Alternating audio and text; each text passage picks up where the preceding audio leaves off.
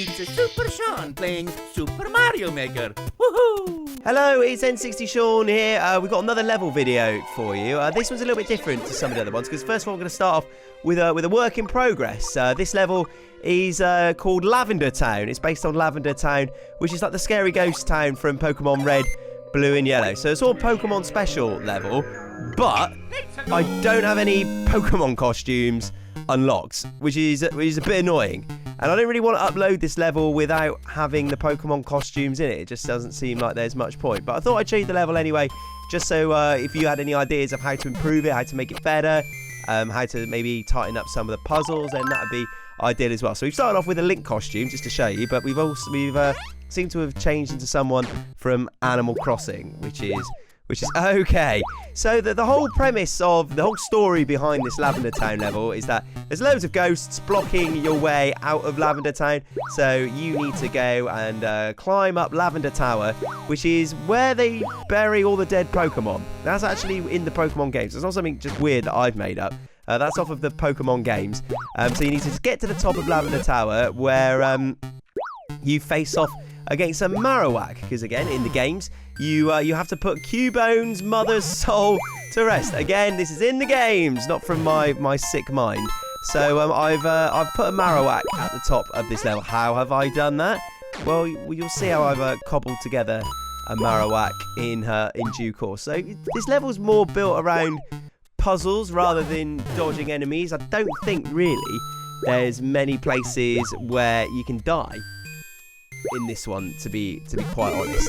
It's more puzzle based. It's like, see that this puzzle was getting on the right side of the cannon, so you can get the P-block shot in the right way and not shot on the conveyor belt, so it falls out the side of the tower. So you go through this door here underneath one of the tombstones, and I think this is one of the few rooms where you are actually in danger of getting blasted by an old Magic Koopa. And we've got a flying tombstone up here. Maybe there could have been a few boos playing the role of Gasoline Haunter in this. Maybe that could be added. But so I thought I'd go with more puzzle-based stuff, just to sort of, because that seemed to fit more with the Lavender Tower. And as we hit the P block here, there's a little twist here, because then those blocks free the cannon, which means it releases the boos from the musical note. And in here we enter the final room, which is the face-off with old Marowak. And as you can see over here, Marowak looks like from here that she's had a bit of a problem as we become a WarioWare person. I think again I have to just do some random magical mystery mushrooms there, and a Marowak's head's fallen off. So I sort of put together a Marowak by chucking a dry bones on the head of a mole. I thought that made really reasonable sense. So let's go back so you can see what it's supposed to look like. So there it is, Marowak. If you don't know what a Marowak is, if you've never seen a Marowak, I'll put a little picture up just so you can see how accurate that representation is. So the whole point is not to kill Marowak, it's to lay its soul to rest by plunging it into the fiery depths. The fiery depths there. I don't think Marowak's Cubone's mother's gone anywhere weird. So, and here we are, free from Lavender Town, and as you can see, all the ghosts have gone, and now all the weirdos who live in Lavender Town can go and visit the Pokemon Center and buy their potions and Pokeballs from the Pokemart to their leisure without the threat of ghosts bothering them. So that's the Lavender Town level. I think it needs to have Pokemon costumes to be a thing, I think. But yeah, any thoughts on that? Leave them in the comments below. The next two levels. So the next levels is part of an idea that I've had to try and make a couple of levels which would be part of maybe a whole Mario game. So I could do a video which is essentially a playthrough of like a mini Mario game complete with levels which I've just made with Super Mario Maker. So these levels sort of match up in terms of narrative and will probably come after each other if they were part of a wider game. It's one of the things that we talked about in my top 5 tips for level design, is to try and think about where these levels would fit in the context of a Mario game. It makes the environments feel alive. I think it makes them more, well, hopefully I think it makes them more interesting to play. So the whole point of this level is, as you may have guessed, we got this warp pipe to catch the Sky Train. Bowser's got a Sky Train, obviously. I mean, why wouldn't he? Obviously, there's a really solid rail network in the skies of the Mushroom Kingdom, and your job is to stop this sky train before it causes any bother. And speaking of bother, Yoshi's in a bit of bother here because he looks to have fallen on the tracks. So we're just going to have to let Yoshi be minced by the train wheels, which is a sad moment for Yoshi as we carry on our exploration of the sky train. So you might have seen the runaway train video. It was one of the videos I made on the media release of Super Mario Maker, and as you can see, if you've seen the runaway train video, there are some similarities as we just sort of spin down and get these the bum car things. I can't remember what the technical term for them is. So they're pretty pointless, really. I just wanted to make a carriage which was storing stuff, to be honest. There are some similarities between the runaway train and Bowser's Sky Train. And if we press the P block here, you can see all hell breaks loose. All of these things start flying around, and because the tracks have stopped, this little guy manages to sneak his way on the train. So make sure you blast him in the face with whatever tools you've got at your disposal. So over here we've just got a flaming torch puzzle, and over here, oh no, the train seems to be falling out of the sky. Whoever's driving it is at an absolute mare. I hope it looks like that carriage is kind of on the way down. I mean, it's okay, isn't it? It's sort of there. It's kind of a thing. And the whole point here is I'm trying to make it look like all of the stuff in that carriage is kind of toppled into that corner. I mean, it's kind of okay. So, making an absolute meal of getting into that carriage there. Just do a spin, Mario.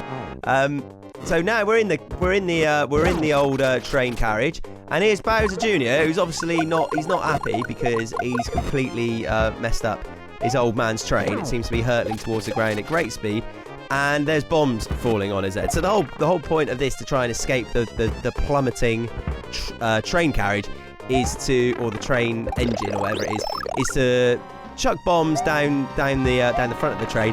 There are plenty of fire flowers and things, so you don't. Because it is a bit of a tricky bit.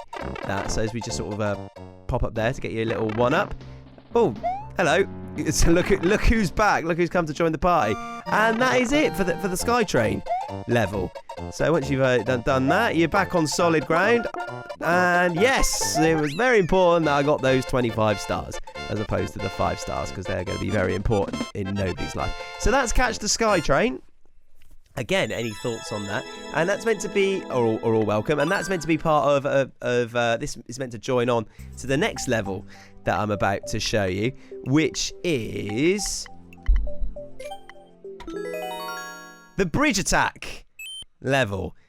So this is I know it's a different Super Mario skin, but I was just sort of experimenting to see which one was gonna look better out of these. But so this is the story behind this one is that a small fleet of Bowser Jr.'s vehicles and stuff have launched an attack on a Mushroom Kingdom bridge. It's completely outrageous. So you've got all sorts here. You've got little warships. You've got little battle tanks. You've got these weird chain chomp swingy majigger thingies. You've got these other little mini tanks which are on caterpillar tracks, and if you smash this giant Koopa in, you can destroy the front of those tanks. They're all firing homing missiles, and over here you've got an actual tank firing giant bombs at you, driven by a hammer bro. Oh, it's all kicking off on this bridge. Now the whole point over it, because if you keep progressing right, you'll see that your way is blocked. There is a blockage, which means that you have to find an alternative route, and the alternative route is found over here, which is accessed by the bombs coming out of the battle tank. So once you've blasted a gap big enough to access that pipe, as it is a little bit dangerous, especially when you've got that big green shell there, that's not ideal. You then go under the bridge, where we've got a little mini boss battle, which is why I wanted to make this level. This would be early on in my mind's eye of the Mario game, because that's why that first bit was straightforward, and also this boss battle is a little bit long-winded and a little bit tricky. So I didn't want to make the player go through a really long, arduous level to then be met with quite a tricky boss battle, because it would just mean that if they messed it up, they'd have to go through all that stuff again, and I think that would end up being quite frustrating. So the main crux of this level is the submarine, battle which you have down here. So you've got infinite fire flowers there because I think a limited amount. I think it's still quite tricky, I think, this boss battle with infinite fire flowers. And the whole point of them is to sort of ease the bombs into the middle so you destroy enough submarine to access that warp pipe. Bowser Jr. is knocking about somewhere. He was driving it. He does manage to sort of escape the cabin of the submarine, which is, I mean, he's a magical creature, is old Bowser Jr. And I think one more well-placed bomb will probably be enough for this. You only need to free one square. Yeah, that'll do it. That'll do it. And that is enough of the submarine destroyed to get yourself up that warp pipe and through the end of the level. And that's it. That's Bridge Attack, which sort of sits nicely with Catch the Sky Train. Is two levels which I think would sit together in a larger context of a Mario game. So one of the things that I want to do is make a string full of levels so we can play through a whole Mario game and show you guys. So I hope you enjoyed those levels. Again, any feedback is more than welcome. We're going to be doing levels of the week every week as well. So if you want to get your level codes across to us, pop them in the comment section below and we'll play your levels and hopefully we'll be featuring some of them on levels of the week. Give it a subscribe so you can catch up with loads more Mario Maker videos. Check out some of the other level videos and the 100 Mario challenge and my top 5 level design tips as well. See you later, bye!